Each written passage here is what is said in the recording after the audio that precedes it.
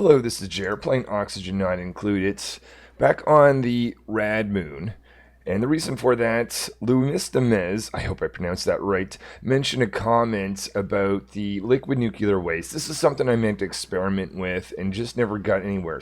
So I disabled my research reactor, and I'm wondering if I can get radioactive material. And I see 1,000. But Luis Demez says compress this together in an infinite storage, and that would be a good opportunity for creating Radbolts, especially, for instance, over here, where I want to recharge a rocket. So I've been collecting this for a while. I even put a pump in there. I might as well give this a try. Starting off with a place to store all of this compressed in one spot. And I've got petroleum here that's going to act as liquid airlock. Let's just take a measurement. In here we've got over 1,000, close to 1,500 in a couple places of radiation. While I was working on this experiment, my research reactor is getting dangerously hot. Got a warning from the game. I'm going to try to destroy that. It's actually, and we're already getting minor radiation sickness. I can see why this is not the most sustainable way of doing this. But anyway, we avoided a meltdown. Let's continue on with the plan over here. So the idea is I'm building a pipe and connecting this guy. All I need to do now is connect this pump with power.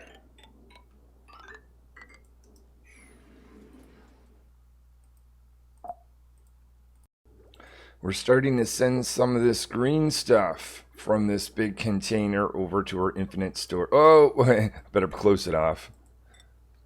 There we go. I'm gonna have a certain amount of time to be able to do this. There is petroleum. You can't see it, but it is back there. I just absolutely love the disconnect feature of this game. It wasn't always there. I don't know how I played it without it. Anyways, let's resume that green stuff going in. First piece is in. We can see the petroleum. We can see the nuclear waste. Let's just pause it right away. What are we getting for radiation? 12, 14, 16, and it is increasing. I'm thinking I'm starting to understand. Once we get more of this in here, eventually, I wonder if we'll actually get more than, what is it, 7,000 or 8,000-ish that you get from here? If we've got enough of this compressed together. I'll let this run for a bit. Okay, everything has stopped. I just realized that nuclear waste is heavier than petroleum, so I'll go in and make a change. Gonna open up this area. I'm not sure if it's overpressured. No, it's not. Awesome. I was hoping that was the case. So all I'm gonna do is just take a pipe, make this out of obsidian. Certain it's not actually necessary, but just going to put that in with 2 liquid vents. Let this continue. Obviously, I use the disconnect tool while this is going on.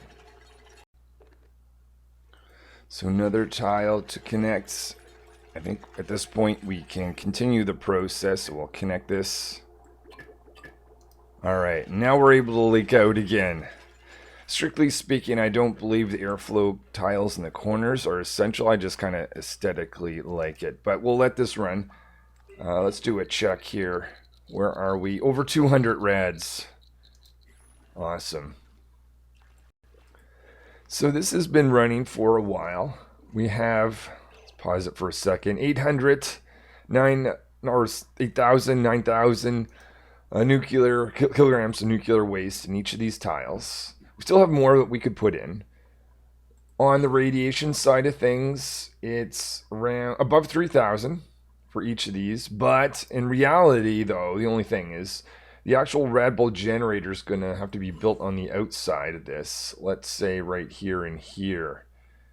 And that actually has far less, 500, but I don't have all my nuclear waste, and that is rising. So over time, these tiles right here are going to become more radioactive. The only downside to this whole setup, versus running this is I don't get power. But in another world where I want to just concentrate on the Radbolts and powers into focus, actually that's probably a really nice thing, because I had to get rid of both my aqua tuner, which was overheating, and my nuclear reactor.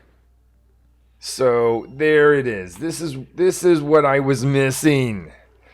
I knew there was some value to nuclear waste. People have mentioned comments before, and I just never put it all together. But here it is, compressing it together in one spot. That is the key. It's almost too bad I couldn't build a Radbolt generator in the middle. But how would I put all that together? But if I wait long enough, getting some here, the other option. Hold on, the other option, I did mention that I did this for artistic reasons, but if there's a practical reason to take this out, maybe I should. So I've gone and placed my Radbolt generator right here, and looking at this, I'm getting radiation level of 1200 versus the 600 or so over here. So I'm getting twice the amount by going to the corner. So there's definitely an advantage of doing that. I was hoping that this coolant line, or this conductive panel, would keep this guy cool. Made this out of ceramic, but temperature is just going up, even with the liquid going around. So a little unfortunate, but I'm close. So close. Just need to make some modification. I'll do some experimentation and see if I come up with anything. So rolling back a little bit and redoing this experiment, this time with 2 tiles. I'm curious if I compress all the waste in a single tile, or technically I guess it'd be down here, wouldn't it? Would that be any better? I also now am aware this is probably going to be the tiles I'm going to be taking the radiation from, so I'll have to think about a cooling plan for that. Pumping nuclear waste once again. This is going towards this setup over here with a single tile. So I've got my petroleum in there. Eventually that's expected to rise, and this is where all my nuclear waste is going to be. And I'm really hoping this tile will be highly radioactive. I've got some brine sitting in here. We've got a cooling line that will eventually be cooling off this guy, and we'll see if this setup runs. First bit of nuclear waste is on the way. So there it is. Initially, we are getting just a couple rads, but we've only just started again. Watching this area fill up more and more. And as I hover over the radiation reading, it's going up by 1 continuously. This is really, really awesome. So I left my game running for a while while I went for a walk. First of all, let's plug in finally this Radbolt generator. And we'll fire that off to the side. Ah! Okay, I'm seeing the problem with my design. I wonder, even if I just had a dot liquid, that would still be enough. Because this is going to fire into the wall, which is not the point. Alright, besides that, as long as this can still be cool, this will be a good setup. First of all, weird. It's very square. So I guess that's just how radiation works. It's different when it comes from this guy, but when you have a single dot, it just radiates as a big square 2 tiles away. Right here I'm getting over 1,000 and over 4,000. This is how you do it. Oh my god. Okay. I finally have a way of getting a decent amount of Radbolts without even running this guy. After, of course, a lot of nuclear waste. And I could still be adding more, so this is just the beginning. So I get rid of this liquid there. So I'm actually able to use the Radbolts however I want. The only question that's left is this guy either cooling off or maintaining its temperature? And it's going up. Even with this chain, I put radiant pipes. Seriously, this thing really generate that much heat? Normally I run it with inside of this zone, so it doesn't really matter. Everything is perfect except for this one thing, because I can increase the Radbolts for a while. I mean, one thing I could do. What could I do? Alright, I'm almost there. Almost there. I've been dreaming of this setup. I've been dreaming of it. Let me do a little bit more experimenting and see what I come up with. So the Radbolt generator appears to be maintaining its temperature, and I think what's happening is as the temperature of this goes up, the transference, I guess, between the liquid and it goes up as well. But I don't love that fact, so what I'm going to do instead is I made this area a little bit bigger, put in a reflector, and I'm going to see if more liquid is just going to mean we can maintain this temperature a little bit more comfortably. But it might be okay the way it was. So dupe is on the way. They're going to be emptying that water bottle. That gives us more liquid, and I'm thinking, there we go. Radbolt generator is going way down. Yeah, we can definitely control this. This is running. Yeah, okay, there we are. That's what I need. That was the last little bit of this whole setup. Oh, I am so excited. I've been working on finding a way to do this for far too long.